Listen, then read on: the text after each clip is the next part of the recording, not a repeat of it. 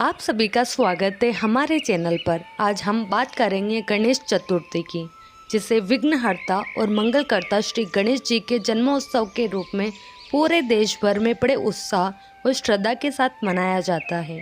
यह पर्व केवल भगवान गणेश की पूजा का ही नहीं, बल्कि नए आरंभ, सकारात्मकता और मंगल कार्यों की शुरुआत का प्रतीक है।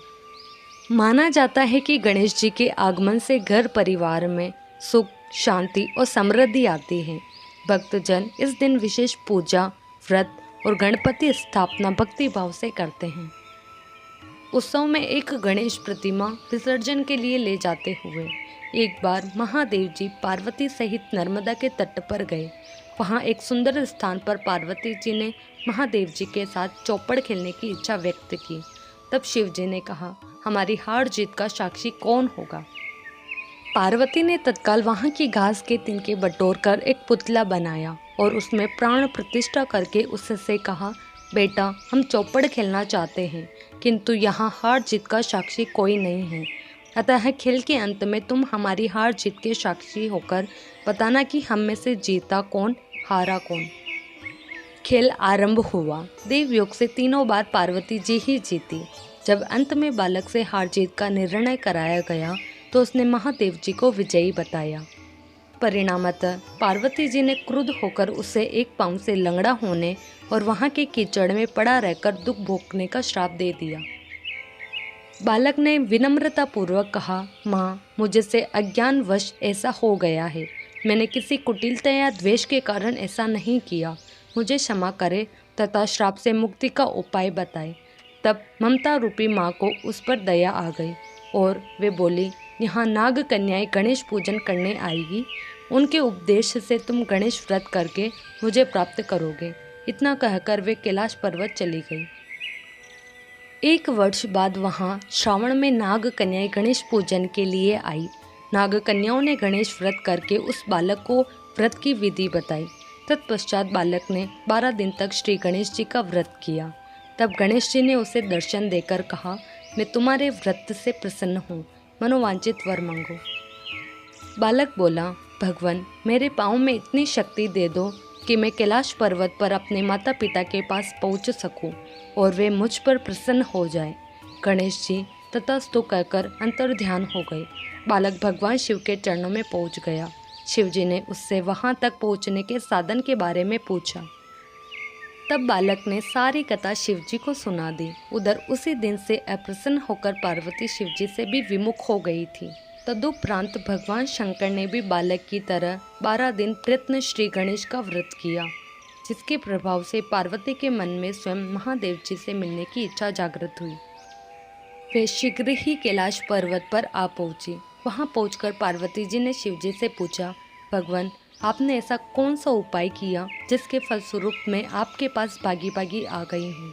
शिवजी ने गणेश व्रत का इतिहास उनसे कह दिया।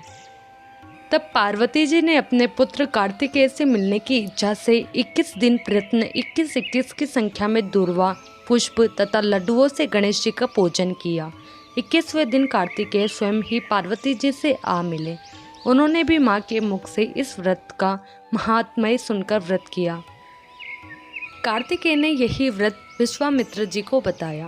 विश्वामित्र जी ने व्रत करके गणेश जी से जन्म से मुक्त होकर ब्रह्म ऋषि होने का वर मांगा।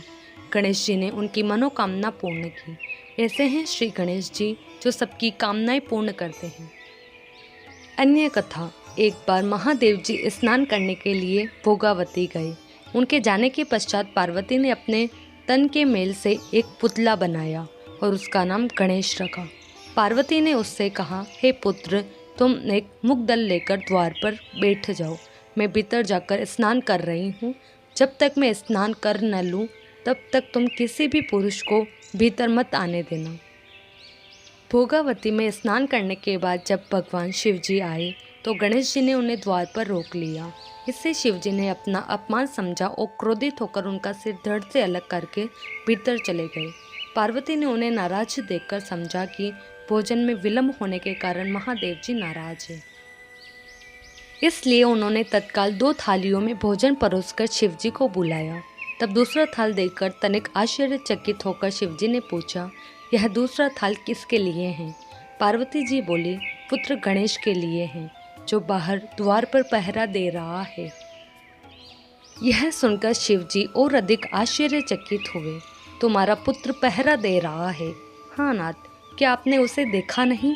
देखा तो था, किंतु मैंने तो अपने रोके जाने पर उसे कोई उद्दंड बालक समझकर उसका सिर काट दिया। यह सुनकर पार्वती जी बहुत दुखी हुई। वे विलाप करने लगी। तब पार्वती जी को प्रसन्न करने के लिए भगवान शिव ने एक हाथी के बच्चे का सिर काटकर बालक के धड़ से जोड़ दिया। पार्वती जी इस प्रकार पुत्र गणेश को पाकर बहुत प्रसन्न हुई। उन्होंने पति तथा पुत्र को प्रीतिपूर्वक भोजन कराकर बाद में स्वयं भोजन किया। यह घटना भाद्रपद शुक्ल चतुर्थी को हुई थी, इसलिए यह तिथि पुण्य पर्व के रूप में मनाई जाती है। इस प्रकार श्री गणेश चतुर्थी का यह पर्व हमें यह सिखाता है कि सच्चे मन से की गई भक्ति और व्रत से भगवान गणेश हर भक्त की मनोकामना पूर्ण करते हैं और सभी विघ्नों का नाश कर देते हैं।